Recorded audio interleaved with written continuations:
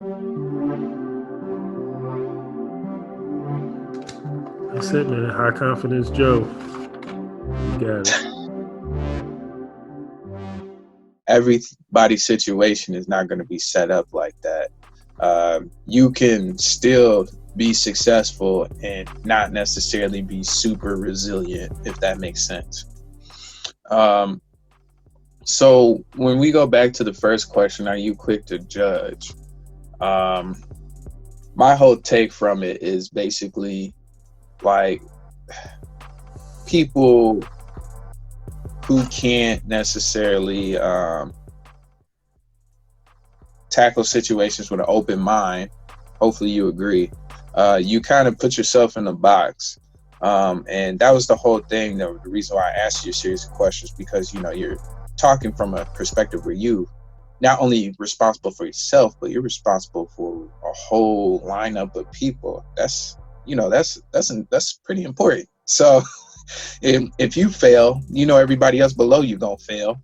So with the judgment and the critical moments of judging people, would you say that it's very important to have some type of level of like discernment as far as the people you interact with? I know you touched on it briefly, but do you mind elaborating on how you, like, what's your process of how you may judge people or how you may classify them given the circumstances?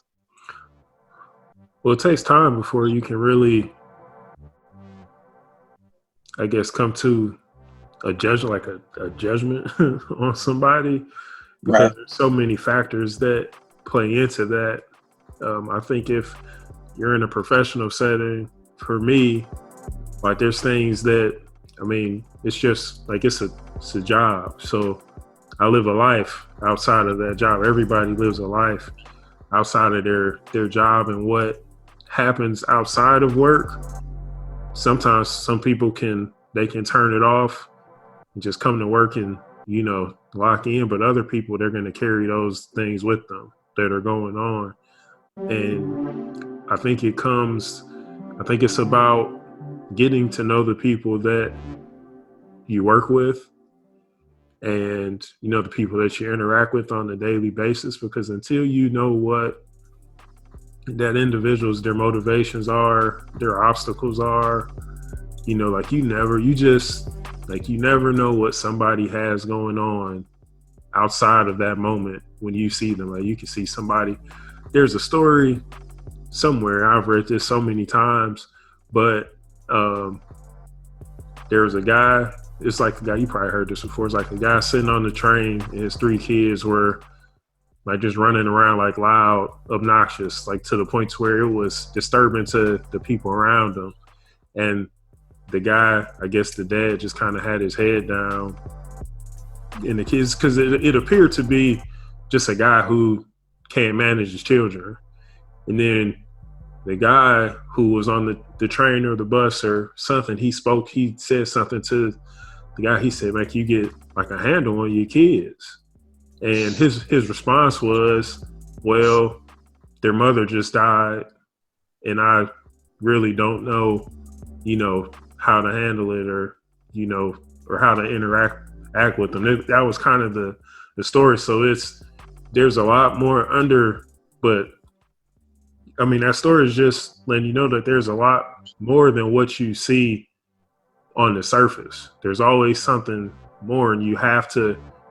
Sometimes there isn't anything there, but most times there is, and you have to kind of take those things into account.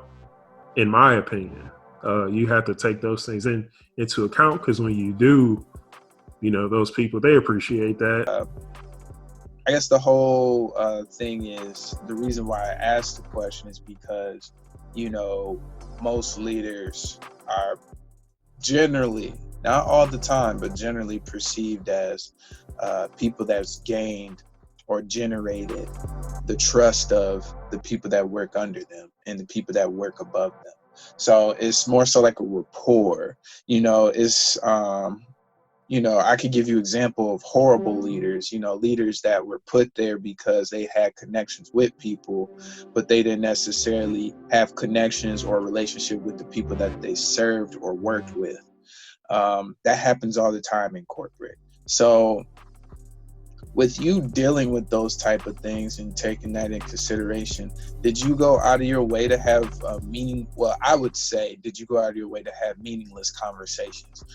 I'm big on meaningless conversations. I'm the type of person that'll literally just strike up a conversation and talk about some random stuff like, hey, you see this car out here, you think this car could beat this car, like a Camaro versus a Mustang? And I already know the answer given the models and what engines are in there, right? Because I'm big on cars. But I know for a fact they don't. I just do it just to make conversation. Like, are you that type of manager that would make those kind of things to make it appear that you fully care, like to actually get them to open up? Because those are meaningless questions and meaningless conversations, but they develop into meaningful conversations because you get to hear this person think, how they deliver themselves, and they get a feel for you as well.